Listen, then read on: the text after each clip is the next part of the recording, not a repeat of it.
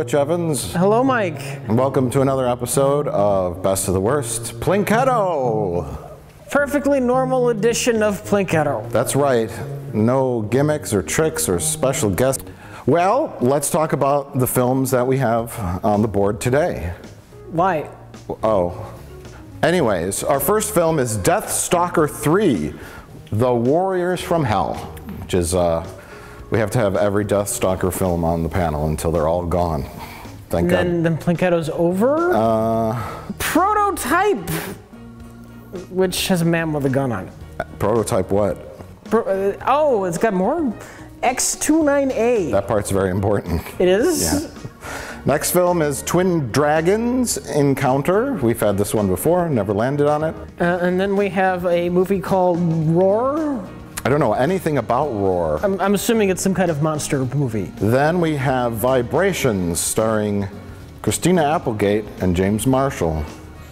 Then we have the Player's Choice spot, which if a ball lands on that, the person who dropped the ball gets to select whichever movie they want to watch.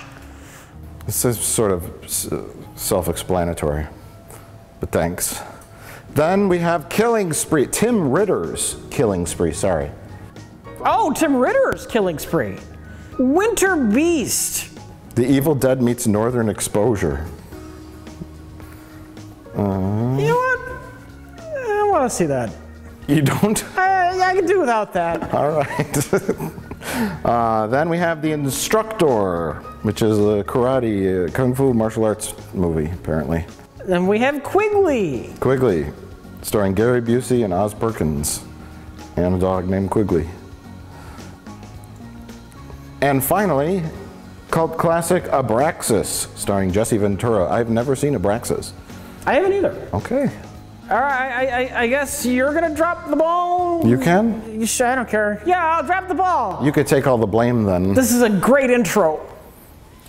It's like we're low on energy and talent. You ready to drop the ball, Rich? I am. What are you hoping for? Player's Choice. Oh. Oh my God. Oh no. Hey! Prototype X29A. The movie we know the least about. Oh my God. All right, I have it here, Prototype X29A. Part man, part machine, all killer. How original. Mankind doesn't stand a chance. All right, I gotta say, I love his costume. That looks great. Sure. It looks like a wonderful, cheesy robot man outfit. And I can't wait to see him move in it. All right, Los Angeles 2057. A lawless, war-torn terrain where a beautiful young woman, Chandra, and her ex-lover, a crippled soldier, Hawkins, share vivid psychosexual dreams.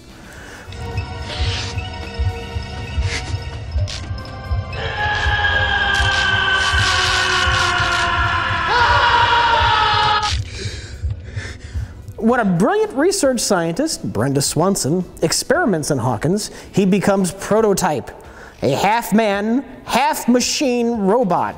The ultimate battle commences that will determine whether mankind or machines will survive.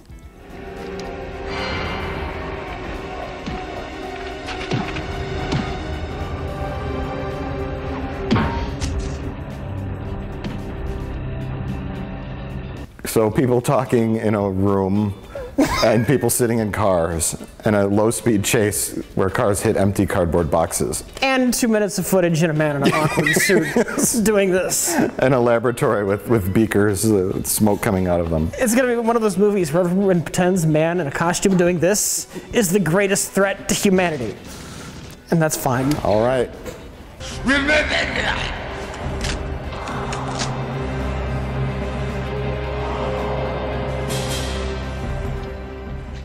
All right, Josh. Aim for Abraxas. Oh, all right. Oh, we're looking good. Oh, we are. Looking real good. Oh my God, it's sticking right to the side. No! What did I get?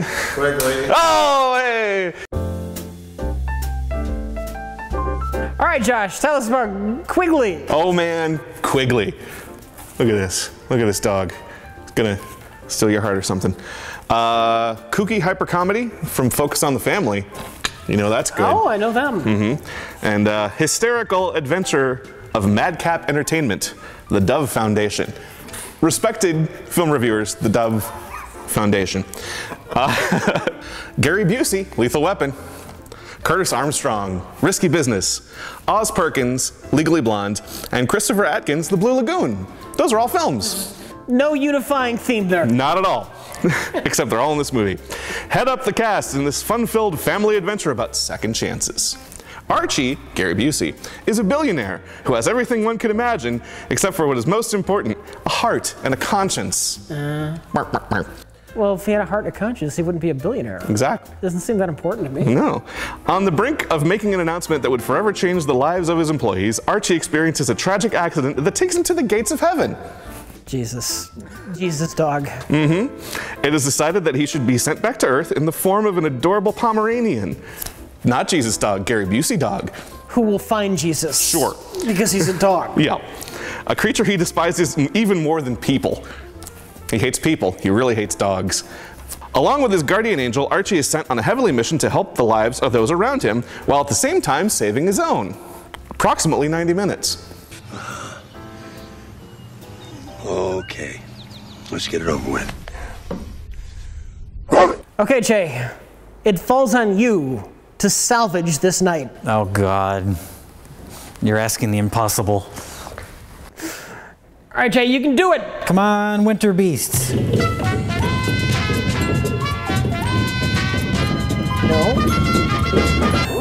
Player's choice! All right.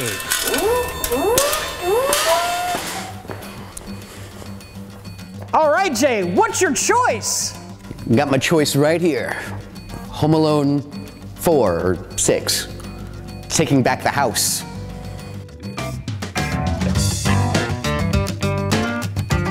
Okay, so Jay has chosen to use his choice to pick any movie, and he didn't even pick one on the board. Yeah, Home Alone, Taking Back the House.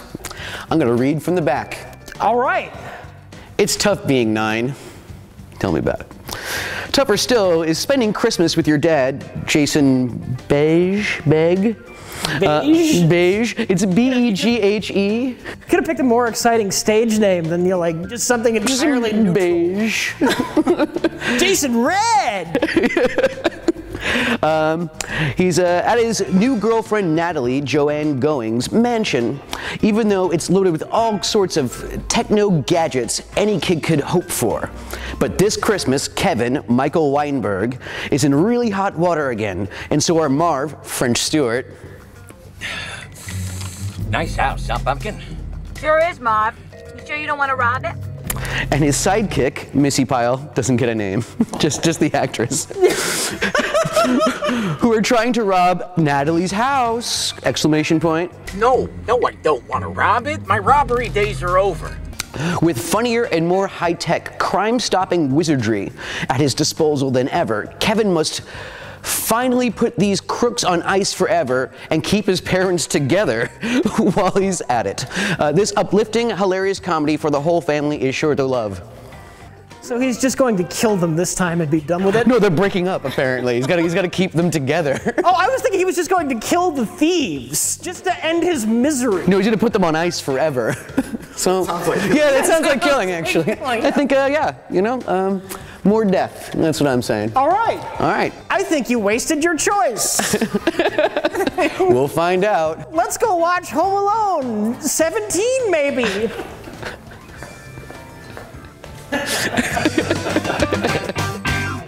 So anyway, it was the size of a golf ball. Oh my God. It fit. How did you get it out?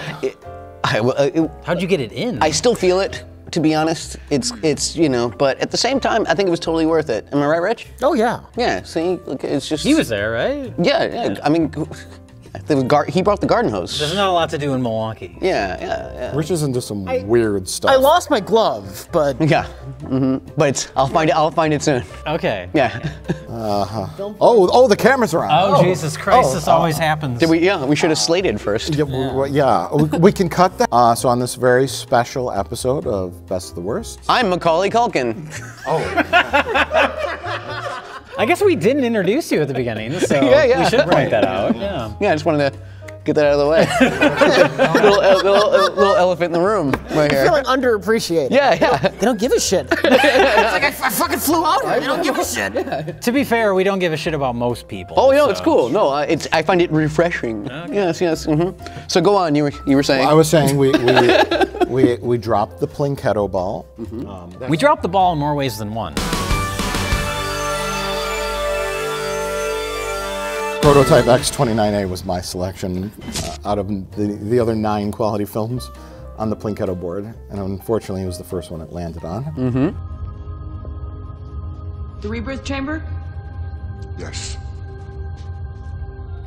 There's no access panel. But it was Rich that dropped the ball. Yeah. You're the one who actually picked Prototype. Son of a bitch. So, since you dropped the ball, Rich, tell us all about Prototype. Oh, Jesus Christ. Don't worry, I have a movie specifically picked out for you to talk about. It's Quigley. I was going to say, yeah. All right, Prototype X29A is a movie that takes place in the future. And there are cyborgs. Wait a minute. If it's a prototype, why are there 29 versions before it? X29 versions. X29 versions. A and B's and C's and. Is the 29th prototype? They just can't get it right. The prototype is a robot with a human in it that assassinates cyborgs in the future. And then 30 years in the future, there's some people. And they have an apartment, and then sometimes they're at a house, and then they're at a bar, and then sometimes people kick each other. They're just like, this is one of those horrible, horrible movies. the fucking worst kind of movie we talk about is the movie where, like, things keep happening, but nothing happens, because there is absolutely no structure.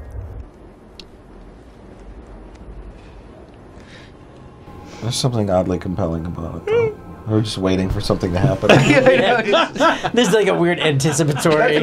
Yeah, I never have felt like something's not going to happen. It's very tantric. Any minute now. You just never really get to release. Yeah. Well, we were just trying to figure out what was happening for the longest time. Yeah. Because there's like the wheelchair guy. He's in like a tube at one point. Hawk. Yes, his name is Hawk. Hawk Coleslaw. Hawk Coleslaw. And that's not a joke name we came up with. That's his real name. His last name is Coleslaw. Yeah. Oh, James Cameron's died. That's a shot across the bow. Hawkins Coleslaw.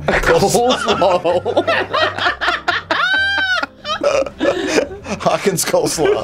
That's a great name. Oh my no. Jesus Christ. Oh, I ruined everything.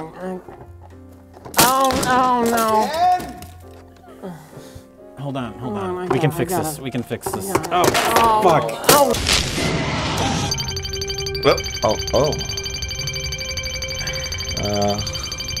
Oh my God. Oh God!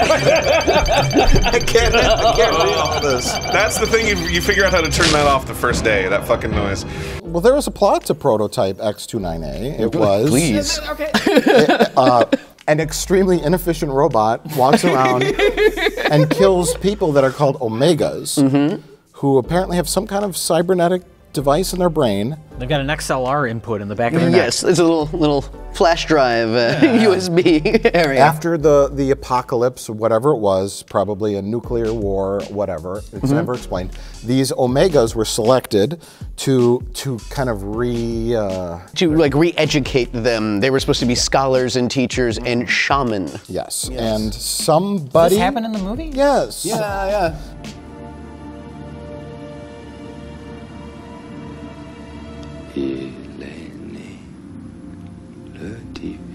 Talk faster and louder. Louder, more intense. Louder, faster, louder, more intense. Your mother was a MacBook. The prototype walks around and slowly shoots the Omegas. But only in the first 20 minutes. Only in the first 20 Yes. 25, And can't hold the gun straight. Well, he's really- It has to like be sideways It and seems turn. like he's always like just doing warning shots. Yeah. Like, kind of just like, and it's just, it's 2057. Los Angeles. At least the first scene, which, by the way, Kato Kaelin. Hey, was that Kato? What? I think that was Kato Kaelin. Oh shit. What? That's Kato. Oh yeah. Yeah. How could you tell that? Because it looks like Kato Kaelin. He's got the little thing. Oh yeah. Kato Kaelin's in this movie. That was exciting. That was the most exciting thing that happened. Honestly, he was. And then he dies 5 minutes later. We're like, oh. We thought he died Gotta when get the- more Kato. We thought he died when the prototype shot a missile and blew up his guest house. And then he's alive. You know, at that He was point, staying in he was crashing in a guest house, even in the post-apocalypse. But at that point, that was the worst thing to happen to Kato Kaelin in a guest house. I didn't hear a thing. I didn't hear anything. Deal the hand. Deal the hand.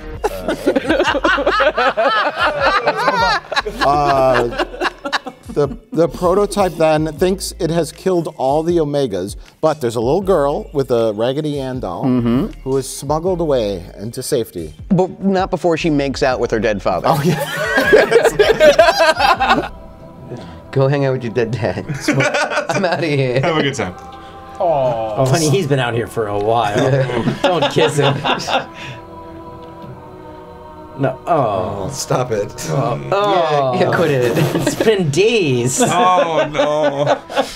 Oh yeah, her father dies in the computer lab. And just kisses him on the mouth. And listen, she's like 4 years old. Like, Well, and he's a corpse that's been sitting out in the sun for several just hours. wrapped up in cloth, and then just kisses him on the mouth, and you can see her like looking off camera, like to her like parents, and they're going, Keep "Do doing it again, do it again." Yeah. Like, and she's like, like right on the mouth, like it's yeah. This is a running thing to the movie. Do you remember the porno machine that you had to put your tongue on? Yeah. Why did he have to do that? Yeah, why'd you have to lube it? Just he just put it in your mouth, you weirdo. Fucking freak. It had a button Now I for do. necrophilia. Yes, you had to lube it up before you put it in your mouth. How does that?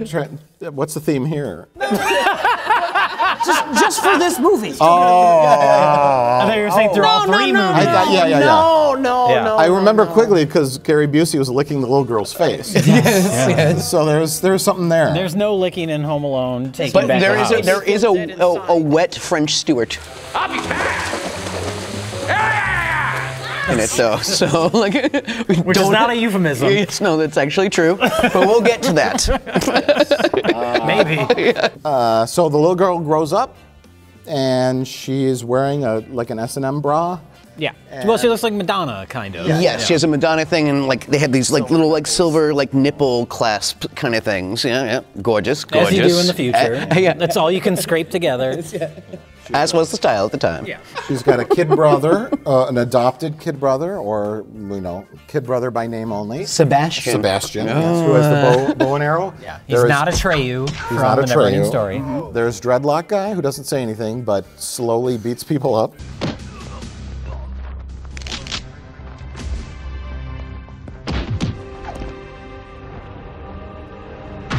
I would try to avoid having to punch a robot.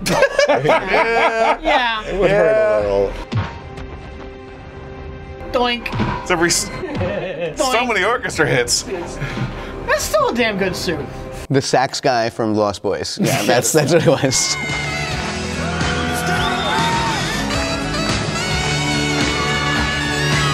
And then the movie meanders for the next 108 minutes. Yeah. Well, it introduces us to all these characters, and then at like an hour into the movie, they all kind of meet up, and we're like, oh, they're meeting up. But then we were like, but why? And they all just kind of walk And away. what does it matter? Yeah. Mhm. Yeah, nothing means anything. Okay, our four main characters are together at last. I mean, could you really call these guys main characters? These two? Yeah, not They've been in that two guy. scenes. 60 minutes into it. But what is everybody trying to do? Together, but why? I think she's so sincere sounding.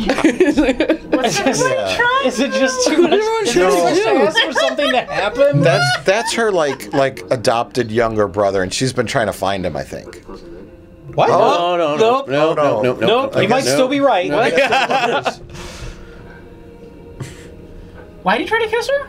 Like in a good movie, scene A would like lead into CB. This happens because this happens, which causes this to happen. Yeah. Yeah. This is just, it's not even an alphabet. Like, it's X29A. Yeah. It's your ZQNs as opposed to your ABCs. It's a prototype of a movie. Yeah. It's the first. That's the They title. didn't quite get it right.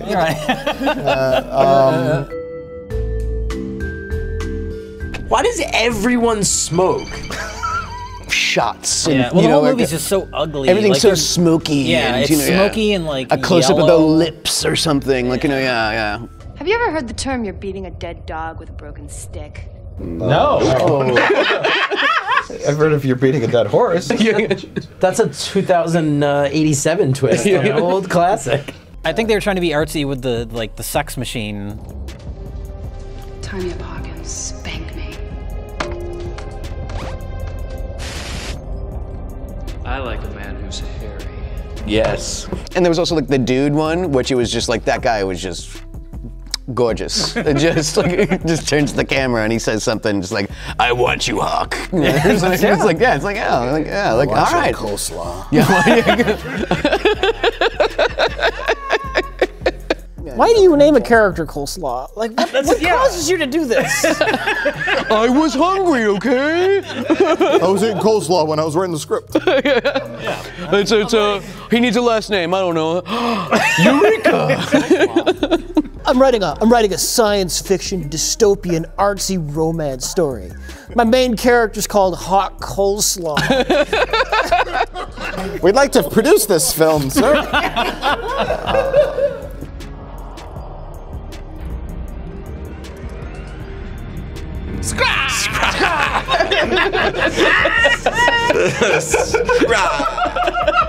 Oh, why does it say scrap?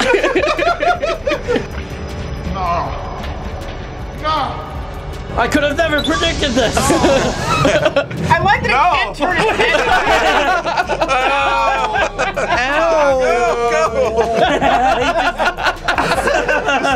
This is the laziest escape from his gun. But apparently you can't move in this. Like, it's very obvious how the mobility is limited. He's holding the gun while shooting, and he can't hold the gun straight. Yeah. He apparently That's why has he to kept hold on the doing gun that. like this. Yeah. At the same time, he can't turn his head, so he has to shoot like this while looking forward. And it's like really awkward. Like, Well, that's again the Batman movies. That's the early Batman movies. He can he's always doing this. Oh yeah. It's all the shoulder turns. Yeah. Hold and turn. It took him till Christopher Nolan was the first one to have Batman turn his head. That's pretty fucked up. that always drove me fucking nuts too in those Batman movies. I was okay with it. I gave him a particular way of moving that was different than Bruce Wayne. You know, it's like, he had like, it was more theatrical. You know? I expect Batman to be a fucking ninja, and he's doing this. Yeah, it's true. Good point, Rich. A very good point, Rich. You and Mike. I'm on the trolley, all right? I'm on the trolley. I'm on the Mike train. Choo-choo. I know Buzz was mean to you, but you might take it out on me. Yes, I will.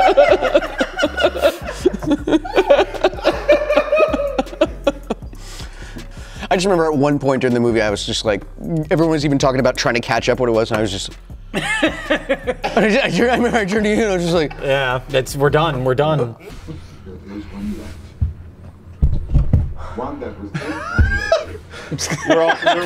We'll get there. we're all just running our legs up. And like, all right. Don't worry. See you guys in an hour. You should just be in like hospital beds. Cut two IVs behind all of us. It's barely keeping us alive watching this movie. Just like cool, like I mean, like brain hurty, like after this, like it really did, like it was a lot. It was, it wasn't fun. It wasn't fun. Just, I know, it was a rich tapestry of disaster.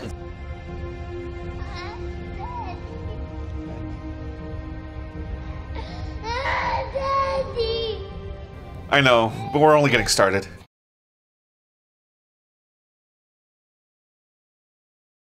I don't want to talk about Prototype I don't anymore. want to talk about Prototype Brain anymore. hurty. Yeah, that's the thing. We can stop talking about these movies whenever we want. Yeah. And we always just keep talking about them. Yeah. But we're going to stop right now, Jay, because you're going to tell us all about Quigley. Oh, okay. Quigley. Yeah, Quigley.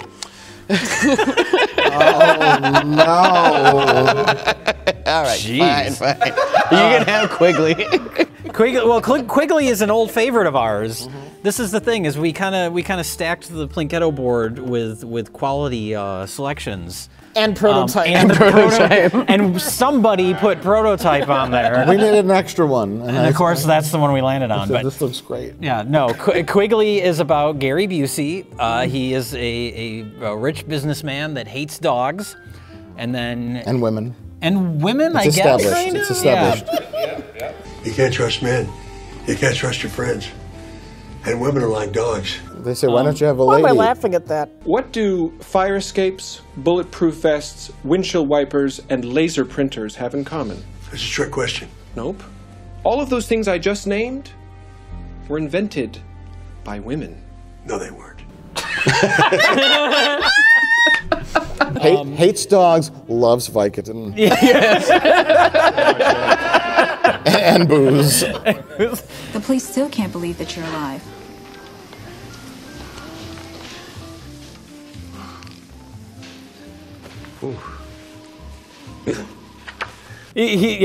So at one point he's driving down the road.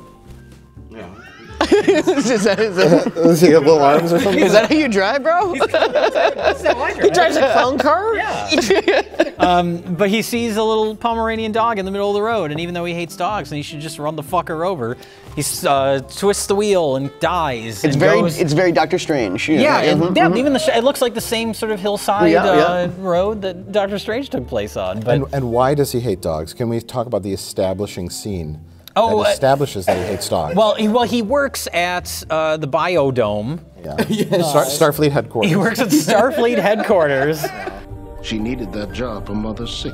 Welcome to Terrasphere 8, Starfleet Command Recreation. And yeah, there's a dog. It's nobody's dog. It's just a dog. It's a big poodle. Yeah, it's a big old poodle. It's just on the lawn of this business, and it takes a big old crap. Busey smash! Oh no! Kill this dog! You step in it. He slipped next to it. He did. And it's not on him at all. Nope. And Gary Busey runs up to it. He slips on the grass next to it, but not on the actual dog poo. But then he falls back onto it. This is a family film. Yeah. It is a movie about family, as we discover. Starring Gary Busey for some reason. The kids rich. The kids love Gary Busey. Kids love Gary Busey. It's Mr. Rogers and Gary Busey. No, Palmer! Jesus Christ! Whatever to the other guy. Yep. Do you have a problem with dogs? Yes. They call him Scary Busey. Why does that man keep having seizures? What's he doing? He's drunk like Daddy. He looks like how Daddy smells. So Gary Busey dies in this family film, and he ascends to the back rec room at a church. It's supposed to be heaven. They got a couch that they put a white sheet on, and that's heaven. And they got all the smoke angels. from Prototype. Yeah, lots of smoke. It just lingers over from one movie to the next. And Gary Busey helped decorate the set. Yes. Yeah, we learned from the outtakes. He was all about it. So he doesn't know what a sheet is. That's pretty much. Just like,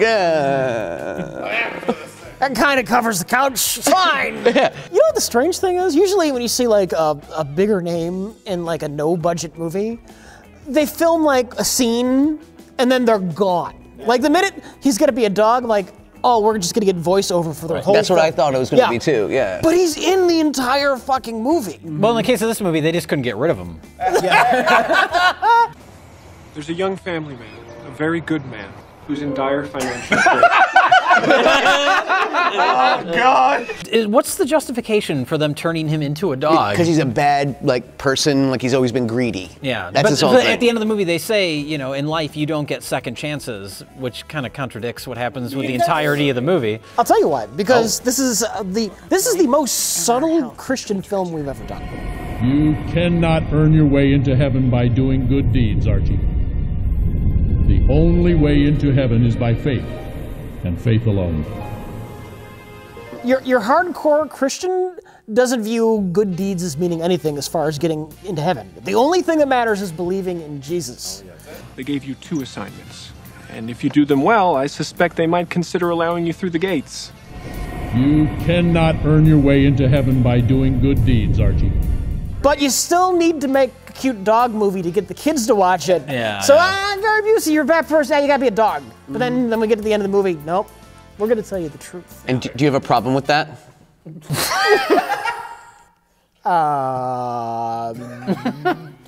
Yes. All right here, yeah. All right.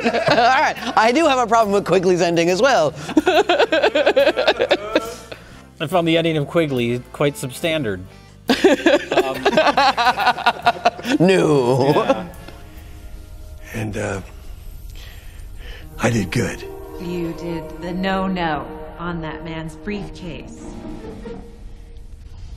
So you have to burn in hell for all eternity? Yeah, that's the end.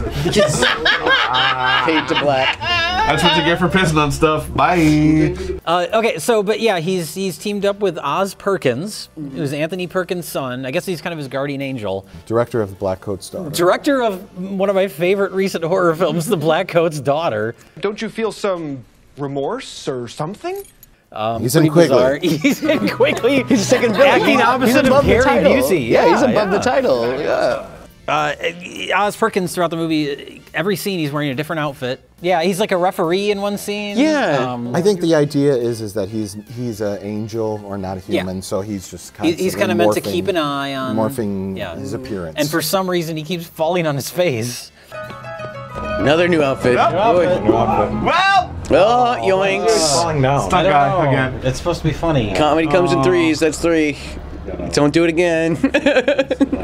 Well, Yes. but it doesn't happen until like more than halfway through the movie. Like, then all of a sudden they're like, well, let's start doing this gag. This guy's boring. Yeah. Make him fall in some mud. Yeah. Have Gary Busey ask why he's so muddy and wet. Yeah. He has a weird line where he's like, why is so muddy and wet? Muddy. That's usually how I look. That's funny. Why are you so muddy and wet? Maybe it was to counterbalance all of Gary Busey's falling down. That was unintentional. Yeah, when he just ate it in the bushes. He just falls into the bush. So Gary Busey wasn't supposed to start every scene on all fours. That was just a way that they covered it up. The dog subplot was retcon. They added that later. This isn't funny. It was just supposed to be like a man who like rediscovers his family after being greedy for so many years. What's a Wonderful Life kind of plot, and oh god, he can't stand up. Make a movie where he's a dog. And all the dog actions are explained because the dog nods his head. Yes. Like, I'm listening. The dog goes through a file. We got to mention how cute the fucking dog is. The dog is pretty cute. Yeah. But one time the dog knocks the girl down from getting hit by a car. Oh yeah. And then for no reason just starts licking her face. Even though that's Gary Busey. Yeah, it's supposed to be Gary Busey. Yeah. I guess I will give it some leeway here. You know, it's a low budget film. They're working with a dog. You know. I don't know, that licking goes on for a while. An uncomfortable amount of time. It's okay because I'm a dog, right? You want me to embrace this, all right? Oh, we got to talk about the famous chair sequence. Yeah. What even? I don't even know what the setup for that is. What happens? Well, Heaven sends him there because he's got to do 2 tasks. They won't tell him. I guess we got to set up why he's doing this. Do we even give a shit? There he is. Yes! That's how he moves the chair. You can see that hand pulling it. That's adorable. Look at that happy face. He's so happy. I did a trick! So yeah, so there are multiple shots of this dog just pushing a chair across. Oh my God, it's amazing. Nice. Yeah, multiple shots of this dog pushing this chair, and there's certain times where you can just straight up see like just the edge of a hand, like kind of just like, and the dog is kind of just riding it. It is the most adorable thing I've maybe seen in my entire life. The dog looks so happy. This is not a good way for me to celebrate my 35th birthday, sir. Oh, Curtis Armstrong. Oh, I love you. 35th birthday. Yeah, and then Booger just decides, he's like, yeah, that's what Boss would have wanted. Yeah. And so everything works out okay. And then he asks his assistant, his underling. underling out on a date. Would you like to have dinner with me this evening? Yeah, I will. He's her boss. Not appropriate. Yeah. And she's receptive, but at the same time, you know, me too. she's more of an overlay. Yes. Yes. She's a goddamn Amazon next to him. Look at She's got a good 2 feet on him. And then the movie decides that it wants to get away from all this, so we go to a different story altogether. Nice one. That is the reason you're going to finish your video games, Mr. Channing. With Gary Busey's brother, right? Gary Busey's brother. Yeah. Played by the great. Yeah. So now he has to try to help them, like, you know, like, yeah, it's like another step. Well, to get out of financial peril. Right. Your video games are sensational, and they're almost finished. Besides, you made a promise to me a long time ago that you were going to make video games for kids even their parents would approve of. His talents, his brother's talents have gone unrecognized as the creator of this great video game. Lift off, lift off, lift off. Oh, sorry, Megan. Not enough gifts. Here. Okay. Welcome, Brian. This is like the worst video game ever. Which is just, oof. Which the dog plays. The dog does play. That's when the movie gave up. Yeah, like, yeah. Just use some fucking puppet arms. Yep. Just have him clicking on the mouse, whatever. Let's get this shit done. Do you think they grabbed that little dog's head? I mean, you see it for like a second. Its nose hits the keyboard. And I'm just picturing like 5 people holding. No! Don't make me do it! I don't want any more treats. It's not worth it. The phrase, "we're gonna need another Quigley," was mentioned a lot on set. It saved them some money with craft service. I was just about to say, yeah, there's some Chinese food. There's some Chinese food in there. This Quigley's going bad. Chop it up. There's not too much meat on a Pomeranian, I would imagine. But. Quigley Stroganoff.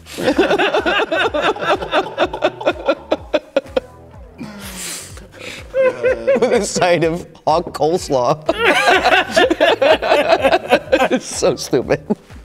Oh, so the brother slash dad is a video game designer on the side, and so the worlds collide. As most UPS drivers are. Yes, because he's a UPS driver. He designs games for like the Nintendo 64 somehow. I don't know what's happening there. Yeah. That's the controller, right? Yeah. I think it was a PlayStation. Yeah, I think. PlayStation? Yeah. It's a PlayStation-ish controller. The Nintendo 64 controller's got that weird thing in the middle. So, Gary Busey developed a taste for dog meat while on the production of Quigley. And we're starting with that. Is that why he's so fucked up? I cut my own hair. I bought a Flowey. Save $3 because I only charged myself $5.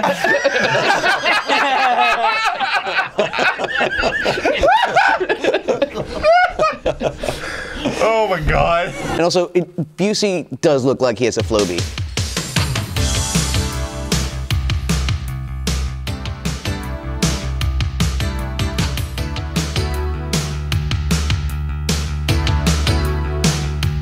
Like when he cuts his, it looks like he cuts his own hair. Oh yeah. Look at it. Yeah. I'll save a fortune on hairdressers on this production. Look at it. It's a mess. Oh, sorry, I'm doing that wrong. Gonna save a fortune on hairdressers. His hair is a fucking mess until the very end when he's wearing the suit. Oh, and yeah. he's reformed and whatever, and he's like, I've made it. You know, what else do I got to do? And it's nicely combed. Yeah. So He was like, it was a stylistic choice. It was an artistic choice, is what I'm saying. His hair was symbolic of his transformation. He was a mess, and then he became. What's the symbolism behind him falling into a bush? Oh, he was just drunk. Gary, you're climbing out of the bush. Why? We have to replay that footage in the edit and see what Oz Perkins' reaction is, because it has to be a moment of like, oh fuck, we'll keep going. It has to be, right? That's where Oz Perkins got the idea for Black Hook's daughter. He saw horror in real life in the eyes of Gary Busey. I want to make a movie that captures what I'm feeling at this exact moment where Gary Busey falls into a bush.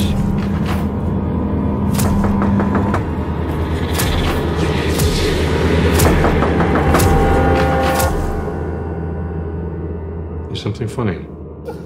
After taking too many Vicodins. 100 eating too many dogs. And that was the best one. That was the one where he got back up. That's all we got. It was actually 100 days of shooting. 1 p.m., get Gary out, get him in the bush. He falls over, he doesn't get back up. Try again the next day. 6 months go by. They have like a dedicated Busey crane to like lift him up. He's completely limp. It's just like Busey on a wire. So he gives birth to a dog at the end. We find out he has impregnated a dog during the course. Oh my God! Look at baby quickly. Look what I gave birth to. It came out of my butt. I guess, yeah, the climax of the movie is he steals the video game, takes it to the Starfleet Academy and gives it to Curtis Armstrong. So everyone ends up in a room together. Everybody ends up in a room together, and his brother makes a shitload of money. Yeah, and then plenty of boom mic too at the end there. Yeah. Yeah. None on the shot of Gary Busey, surprisingly. It's like they're trying to get it in the frame because they just keep giving more and more headroom. I think they didn't use the boom because he'd just be like, yeah. He just gets distracted. What's that? I just came out of a never-ending nightmare. He does in his first scene in heaven. Not to backtrack a little bit. He asked a question that I think was just a genuine question on set, where he didn't know what movie he was in. Where he's like, "Am I a talking dog in this?" Like, and then they just put it in the film. Am I a talking dog? There was a couple of scenes like that where you weren't sure whether or not he knew the camera was rolling or not. Yes, yes. I think he's just that great of an actor. Yeah. He convinced me. He convinced me he didn't know where he was. Let's take a walk. Huh? What do you say, big guy? Gary, if we don't put you back in there, you wander away and we can't find you.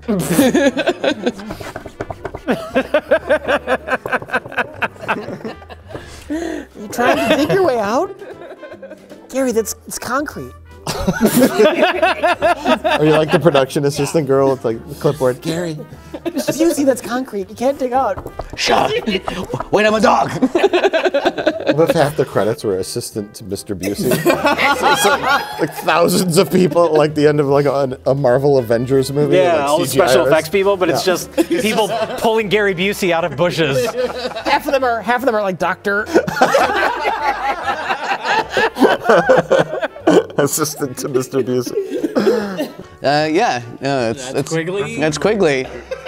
I think we nailed it, guys. That was a dumb thing to say.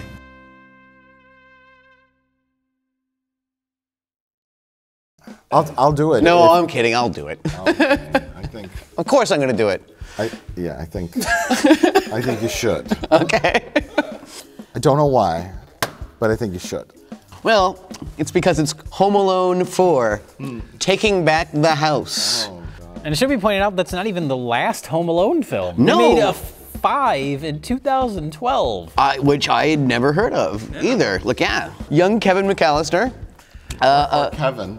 No, he is Kevin McAllister. They do say Kevin McAllister. This is Kevin McAllister, and he's going to be staying with us for a few days. And his parents have the same name as the parents in the original film. Mm-hmm. Yeah. And there's a Buzz and all that kind of stuff. I mean, in a way. His name is Buzz. Yes. So after the failure that was Home Alone 3. They decided to go back to basics. Back to basics, go right back to It'll French Stewart. fix everything. French Stewart and Bunch Joanna of new Going. actors that look nothing like the people from the original film. There's no relationship to it tonally, but this gets back to the roots. And of it the kind of series. confuses some of the stuff from the Home Alone movies with some of the Richie Rich kind of stuff, because he ends up kind of going to his father's new girlfriend. Because, okay, by the way, the parents, by the way, audience, I'm sorry, but the parents in Home Alone, yeah, they got divorced. That's canonical. That is canon. They also lost a few children along the way.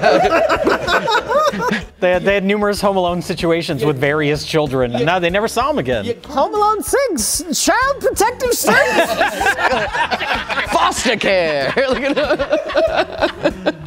And also, Kevin is like younger in this than he is in the original, so I'm pretty sure they lost him like Kevin again, and they just got a replacement Kevin. Yeah. They just found a kid in an airport and took him home. They're just like, this is Kevin. Close enough-ish. Looking at They should have just brought you back, and it would just been like, you just hang it around your house because you live on your own. I throw a party.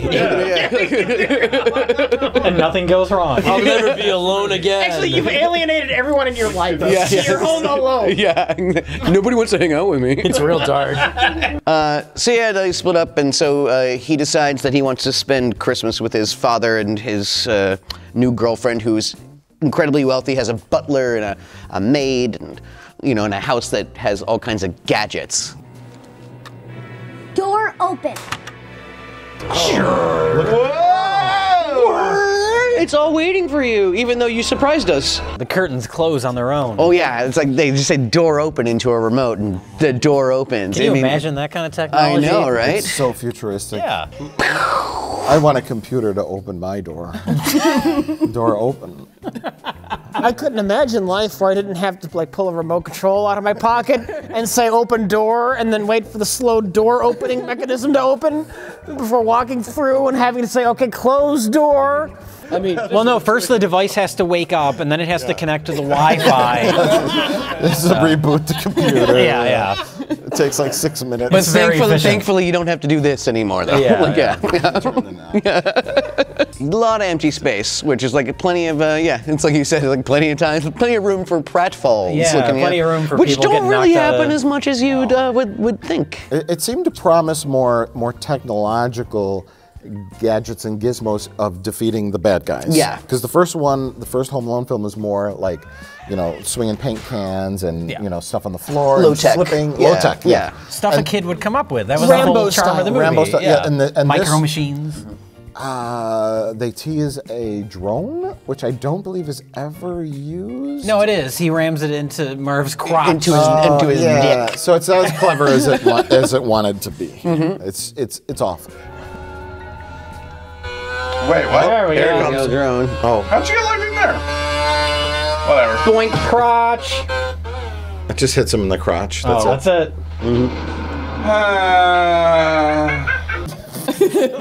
How dare this TV movie of the week not live up to my expectations for a fourth Home Alone film?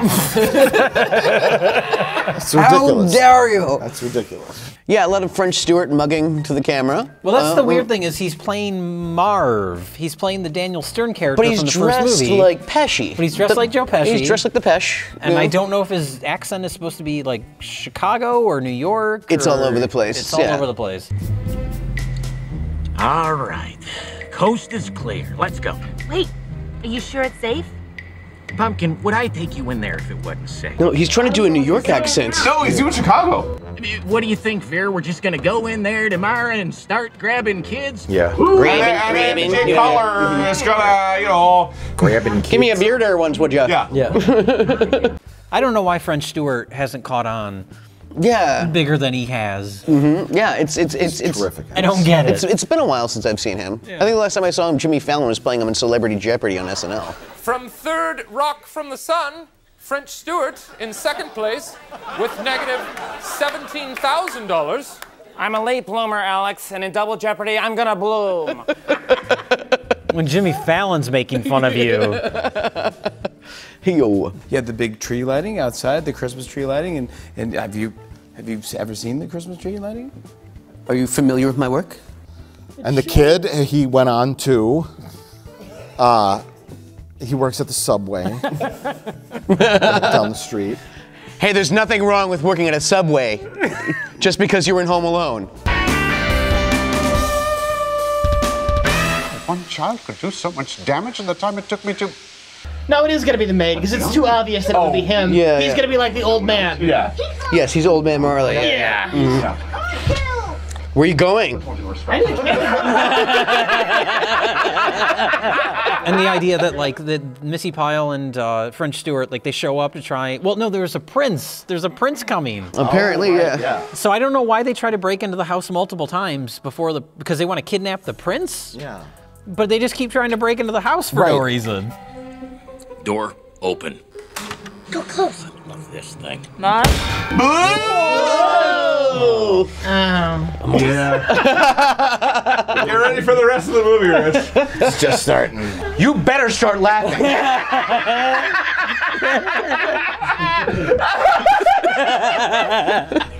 This is comedy fucking This gold. is fucking gold right here. John Hughes created these characters, all right? You're disrespecting Mr. John Hughes. Every time there's a joke, I'm gonna look at you. I'm gonna look right at you and point.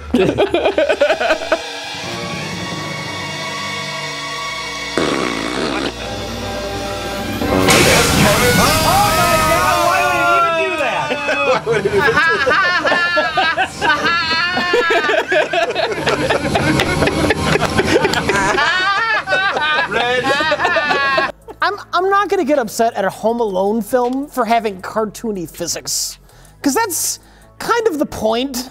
I mean, I think part of the fun of like the some of the earlier kind of things, some of the better entries, if you will, is that like yes, no, it wasn't like, I mean, yes, it's kind of like wacky hijinks, but at the same time, it's like it's a nail going through a foot. Yeah. You know what I mean? Like it does feel like it does feel like kind of vicious. They do get like bruised and battered. Like the second one when Kevin's throwing down the bricks and hitting him in the fucking head, I was like, this is horrifying. This is horrible. Like even as a kid, I was What like, a oh horrible god. child. Yeah, it's realistic. It's weird.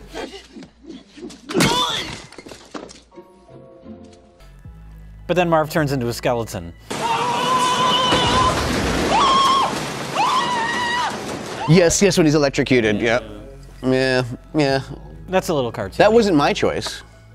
You fought against that. I fought, honestly, tooth and nail. I talk to Chris Columbus every day. I'm like, are you sure about the skeleton thing?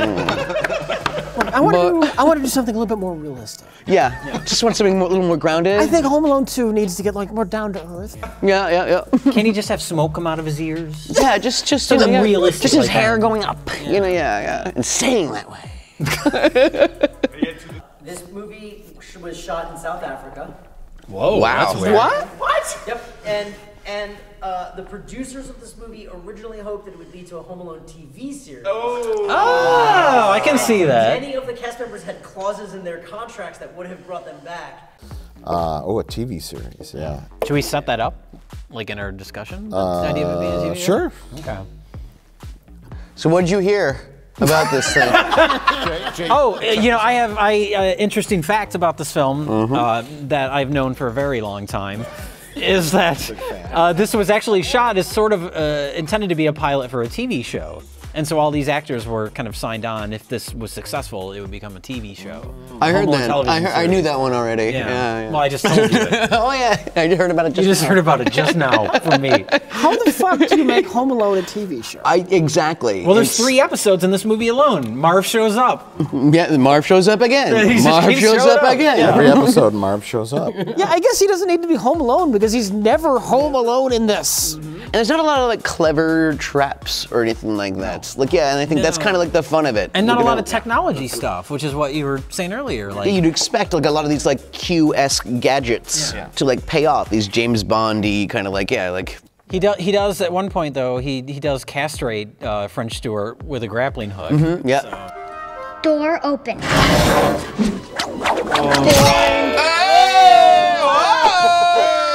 Jesus Christ! Yeah, so this is an amazing franchise that just is taking a step back from the house.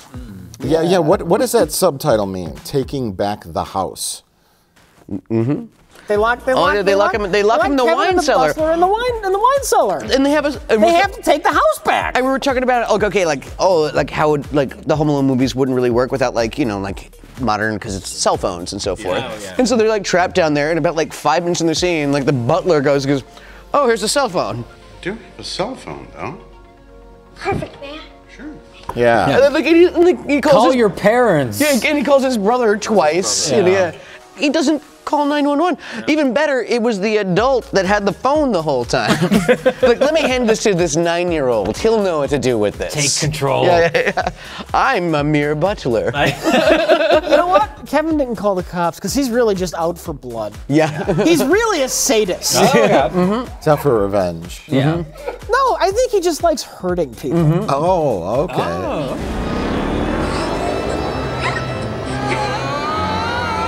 Maximum speed. Sesame.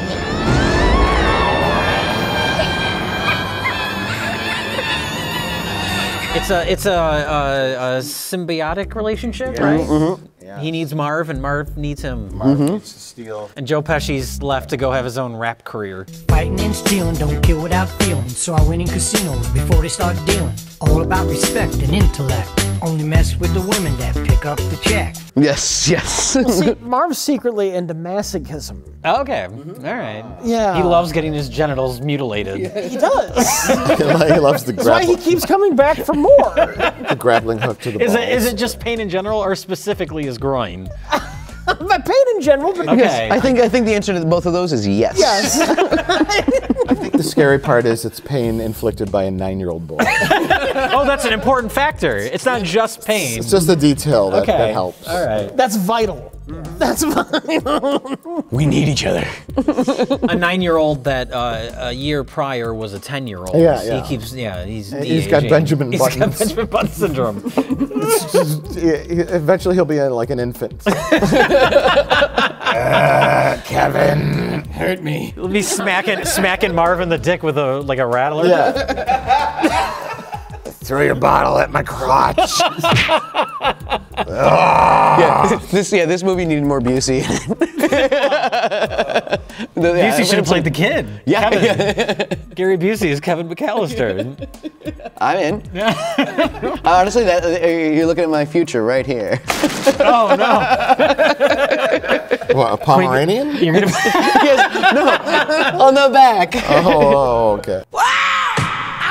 There it is. Look at it. No. Yep, dance in front of the mirror. It's not even the trailer. It's just a fucking movie. Fuck you. Oh no. Wow. What a ham. Oh no, look at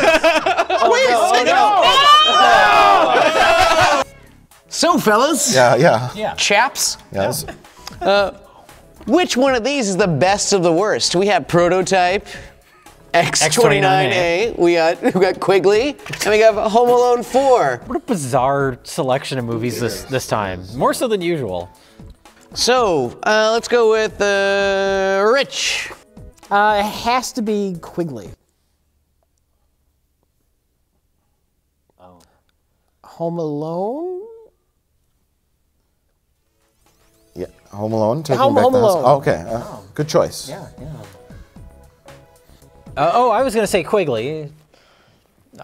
Not for best of the worst. I was gonna go with Home Alone, Taking Back the House, of course. Yeah. Good choice. You have really good taste. Thank you. Mike? My choice is, I'm sorry, Prototype X29. Oh, fuck you.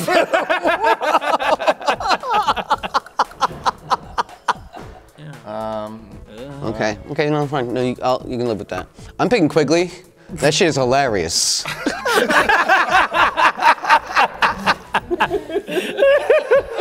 This episode is a sham. Can I change my vote? To Home Alone? You change it to Home Alone 4? What truly though? What is the best of the worst? Oh, Quigley, I'm pretty sure we had the most fun with that.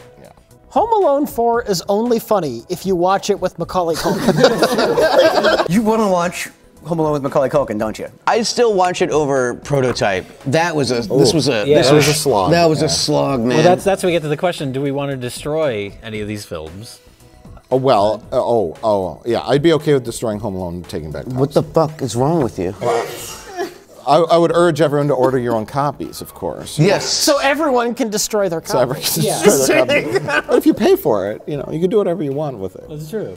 The costume's great, but I would destroy Prototype. Okay, I think for just the general kind of thing, yes, Prototype was. Yes, this actually deserves to be killed. Yeah. But I mean, I am here. How about we smash both of them? Let's smash both of them. Yeah. Well, yeah. Quigley gets a pass. It's wonderful. Yeah. Smash both I these. recommend it. But yes. So does anyone have a paint can? That's all you know how to do, isn't it? You know what? You got a problem? Just throw a paint can at it. Yeah, that's your go-to. Yeah, you know what? It's worked this far. I can't argue with that. Okay, we're gonna destroy 2 tapes, Home Alone style. We've got a paint can on a rope, and we've got Kevin McAllister armed and ready to go. All right, Mac, you still got it? You know it. Yeah! All right! That was great. All right, let's see if you can go 2 for 2. Time for the money shot.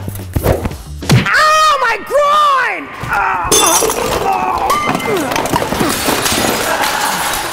Is he dead? Rich, you okay? Oh, God. Is he okay?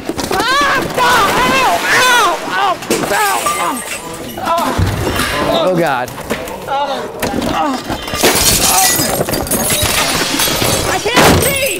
Why can't I see? I'm blind! I'm blind!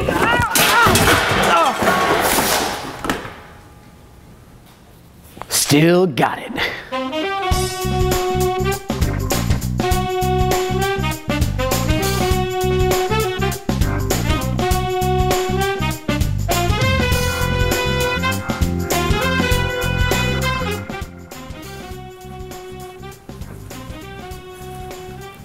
Oh, hi. By the way, I'm Sean. I work at bunnyears.com. Is he okay?